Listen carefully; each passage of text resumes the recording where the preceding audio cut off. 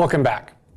So we're talking about how to use the singular value decomposition to build linear regression models from data. Okay?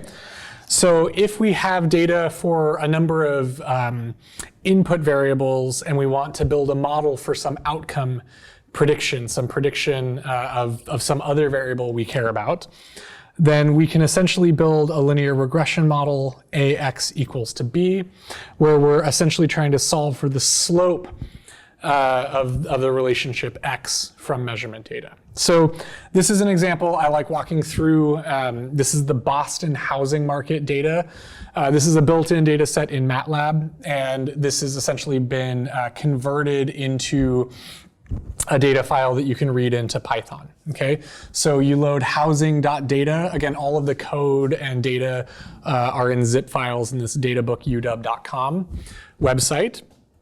And the Boston housing data is pretty interesting. So what you essentially have are home prices in this B vector in Boston, and then a number of measurements of features of that home. Things like, maybe how many bedrooms, or what neighborhood is it in? Is it close to a freeway? Is it close to an elementary school? How densely is it populated, people per kilometer, something like that, okay, per square kilometer.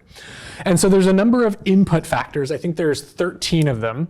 So there are 13 input factors in this matrix A, 13 columns, and something like 506 houses where we have the price.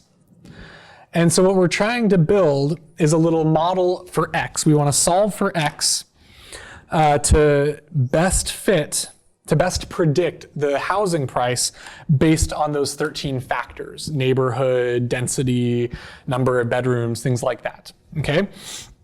And so we have data for A, we have data for B for those 500 houses, and we're trying to build this little model X so that if there was a new house, I could predict how much it would sell for just based on those 13 factors, what neighborhood, how close to a school, how many bedrooms, things like that. Okay, pretty simple idea. It's a linear regression model based on data. So we're going to load this data, and I'm also going to pad the data with a column of ones, because remember, when we do this linear regression for these input factors A to B, essentially our linear regression model is going to go through the origin unless I give it the possibility of having a y-intercept. And so what I'm actually going to do is I'm going to tack on a column of ones here so that I can also have a factor that just tells me what is kind of the mean value of the house. So that's going to allow me to build a model that is not, doesn't go through the origin, but is lifted off a little bit. Okay, so that's what we're doing here is we're padding with ones so we can have a non-zero offset. And again, solving for this best fit X is super simple. You just solve for it using pseudo inverse.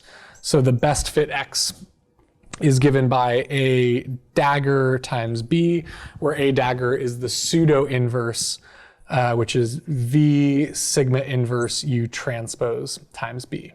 Okay, so that's super easy to compute.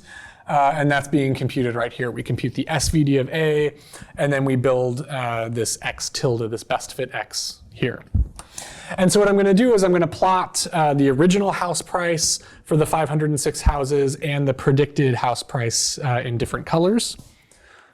So let's show that here. Good. And so you see in white here is the true house value. This is in thousands of dollars on the y-axis. And what I've also done is sorted those homes. So they came in kind of this random order. Next, what I'm going to do is I'm going to sort those homes from cheapest to most expensive on the true housing value so that you can see what the trends are. Okay.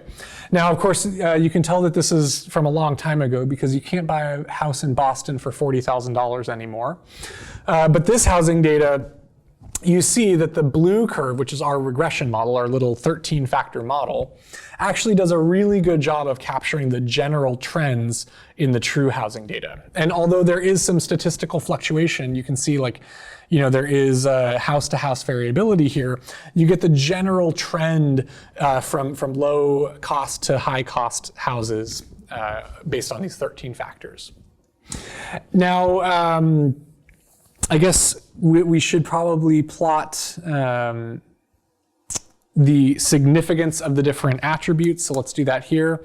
So one thing you can do that's kind of neat is you can actually make a bar plot of the magnitudes of these x, the model x that you have here, and that's what we're seeing here. And you can actually see kind of the significance of each of these factors in driving the prediction of the home value. So I don't know exactly what these attributes are, but attribute 10 is really, really important, and it positively correlates with home value. So if you have more of factor 10, maybe that's proximity to a good elementary school or a good school district, you're going to have a higher home value. 7 and 8 are also highly correlated, but they're anti-correlated with high home value. So they're important factors, but the more of 7 and 8 you have, the lower the home value you're going to have. Okay, so 7 and 8 and 10 are really important, and based on the sign, you can tell if they drive kind of a positive or a negative trend in home value. Okay, that's kind of neat. So I want to point out that what I did here by essentially taking the entire data set, all 506 houses, and using them to train a regression model and then plot how the regression model does on that training data, that's completely cheating. So in kind of modern learning and statistical analysis and machine learning, it's completely considered cheating to take the whole data set, build a model, and then see how good you did on that training set, because you could overfit the model to that data. So instead, what you want to do in general is you want to chop your data up into a portion that you're going to use to train and a portion that you're going to use to test. And you want to train the model on one portion and test it on a completely different portion that you didn't use at all to train the model X. Okay? That's how you validate your model. Okay? And so I'm going to show you what that looks like here, where we're loading the exact same data, we're doing the exact same thing, except now I'm taking the first half of my data, the first 253 houses, and I'm going to use those to train a model, and I'm going to use the second half to test the model. So nothing's changed except I'm only going to train the X model on the first half, and I'm going to test it on the second half. And now what you can see, this is my prediction on the training set. And again, you do a really, really good job of capturing the basic trends of the true housing value based on the model. Makes sense, we built the model based on that data.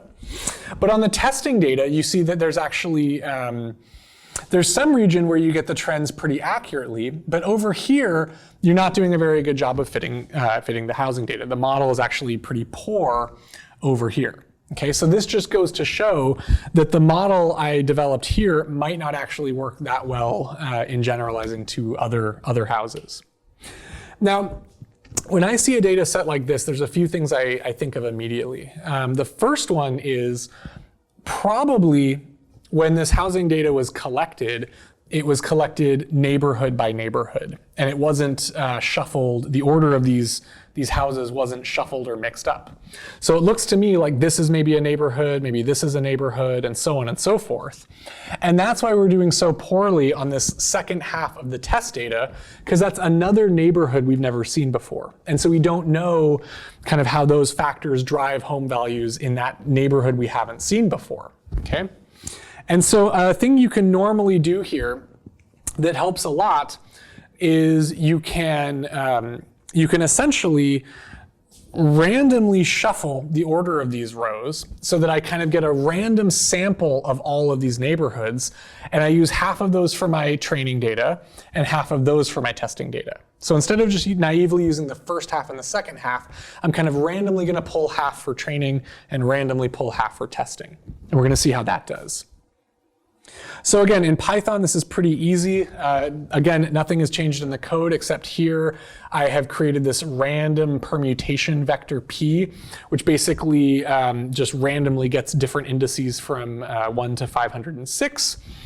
And so I'm going to reshuffle the rows of A, and I'm going to reshuffle the rows of B, but I'm going to shuffle them in exactly the same way. And similarly, I'm going to take the first half of that shuffled matrix to train and the second half of that shuffled matrix to test.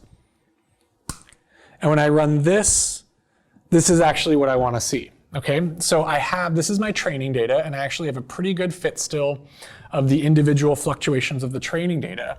But now I'm doing a much, much better job on my testing data because I've done a better job of statistically sampling my kind of neighborhood space in my training data and in my testing data. So that gives me more representative models X because I'm doing a better job of sampling the neighborhoods in my training data, and so that model generalizes better to my testing data. Okay, so this is just giving you an idea of how you can build linear regression models from data using the SVD in Python. Okay, thank you.